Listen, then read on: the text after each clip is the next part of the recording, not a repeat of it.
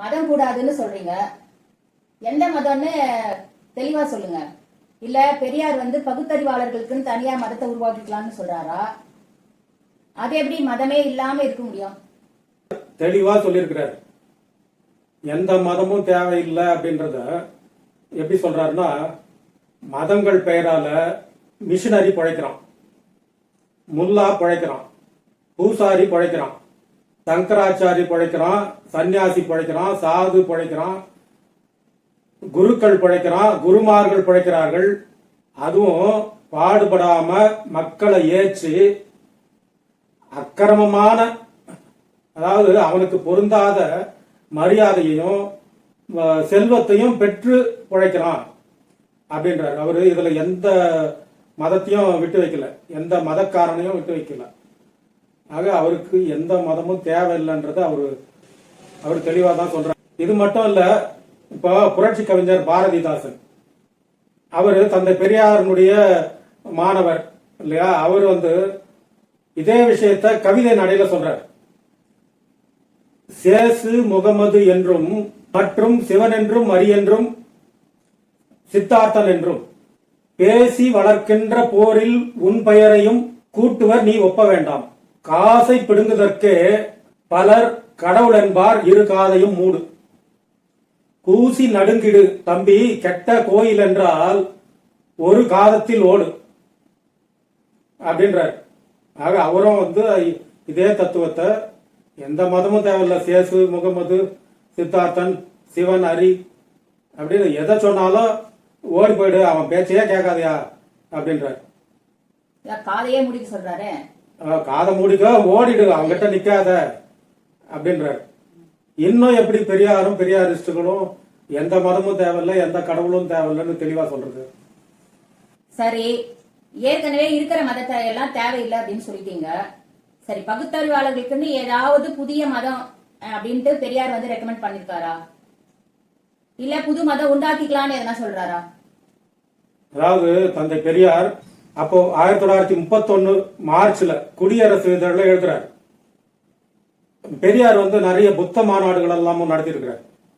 புத்த மதத்தினுடைய சிறப்புகளை பத்தி சொல்லி சில மாநாடுகள் எல்லாம் நடத்திருக்கிறார். ஒருவேளை பகுத்தறிவாளர்கள் எல்லாம் புத்த மதத்துல சேரணும் அப்படின்ட்டு அவர் பெரியார் நினைக்கிறாரா அப்படின்ற சந்தேகம் எல்லாருக்கும் வந்திருக்கலாம்.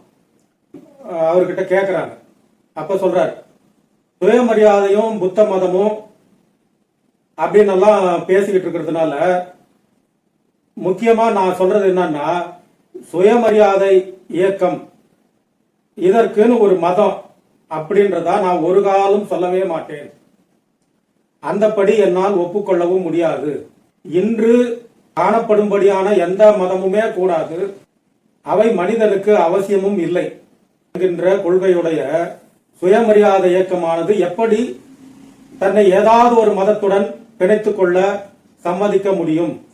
நீங்களே யோசிச்சு பாருங்க அப்படின்ற. அதனால மனுஷனுக்கு பழைய மதமும் தேவையில்லை, புதிய மதமும் தேவையில்லை, புத்த மதமும் தேவையில்லை அப்படின்றதுதான் தந்தை பெரியாருடைய நிலைப்பாடு. இப்போ நாமளும் எந்த மத சம்பந்தமும் இல்லாம நாமளும் சந்தோஷமா தான் வாழ்ந்துட்டு இருக்கிறோம். அதனால மதத்தினுடைய அவசியம் நமக்கு தேவையப்படல, எந்த மனுஷனுக்கும் தேவைப்படாது. ஆனா அவங்க அது இல்லைன்னா என்ன பண்றது அப்படின்ற மாதிரி யோசனை பண்றாங்க. பெரியாரிஸ்டுகளை பார்த்து நீங்க இந்து மதத்தை மட்டும்தான் விமர்சனம் பண்றீங்க, மற்ற மதத்தெல்லாம் எந்த குறையும் சொல்றது இல்லை அப்படின்னு எல்லாம் இன்னொரு முறை கேள்வியே கேட்கக்கூடாது. இப்போ பொதுவா பொதுமக்கள் என்ன சொல்லுவாங்கன்னா, ஒரு பழமொழி சொல்லுவாங்கல்ல, பொண்ணு வைக்கிற இடத்துல பூவை வை அப்படின்வாங்க. இப்போ அந்த மாதிரி இப்போ மதம் அப்படின்னா அதை எடுத்துட்டா அங்க ஒண்ணு ரீப்ளேஸ்மெண்ட்டுக்கு ஒரு விஷயம் தேவைப்படுது இல்ல, அது என்னன்றது மக்களுக்கு நம்ம தெளிவுபடுத்துற இடத்துல இருக்கிறோம். இப்ப மதத்தை எடுத்துட்டோம் அப்படின்னா அந்த இடத்துல வேற ஒண்ணு வைக்கணும்ன்றது ஒரு பொதுமக்களுடைய கருத்து. தந்தை பெரியார் அவருடைய மொழியில சொல்வார், மதம் என்பதை மலம் என்பார். இங்க மலம் இருக்கு, அதை கிளீன் பண்ணுங்க அப்படின்னு சொன்னா அதுக்கு பதில் அங்க எண்ணத்தை வைக்கிறதுன்னு கேக்குறியடா அப்படின்னு சொல்லுவார். அது போலதான் இன்னொன்னு சிம்பிளா நம்ம இப்போ ஒரு உதாரணம் ஞாபகத்துக்கு வருது. ஒன்றும் இல்லை, கார் இருக்குல்ல, கார்ல அந்த கியர் ஷிஃப்டிங் இதெல்லாம் போட்டு பயன்படுத்துகிற கார் இருக்கு. இப்பெல்லாம் ஆட்டோமேட்டிக் கார் வந்துடுச்சு. இந்த கியர் ஷிஃப்ட் பண்ணி ஓட்டி பழகிறவங்க இந்த ஆட்டோமேட்டிக் காருக்கு கொஞ்சம் தயங்குறாங்க. இப்போ இந்த ஒரு காலையும் கையையும் என்ன பண்றது, எப்படி கார் ஓட்ட முடியும், அது இல்லாமல் அது பண்ணாமல் எப்படியா கார் ஓட்டுறது அப்படின்னு. ஆனால் அப்படி கார் ஓட்டுறது ரொம்ப ரொம்ப ஈஸின்னு அதுக்கப்புறமா புரிஞ்சுக்குவாங்க, ஓட்டி ஓட்டி பழகிட்டா. அது போல தான் மதம் இல்லாமல் வாழ பழகிட்டா, அடடா எவ்வளவு சுலபமாக இருக்குது, எவ்வளோ வேலை குறையுது வீட்டில். அதுவும் பெண்களுக்கு அடேங்கப்பா பாதி வேலை இல்லை, முக்காவாசி வேலை குறைஞ்சிடும். சரியான உதாரணம் தான். எங்கள் சேனலை சப்ஸ்கிரைப் செய்யுங்கள், லைக் பண்ணுங்க, ஷேர் பண்ணுங்க. நல்லதாவோ கெட்டதாவோ இந்த வீடியோவுக்கு கீழே கமெண்ட் பண்ணுங்க. நன்றி. நன்றி.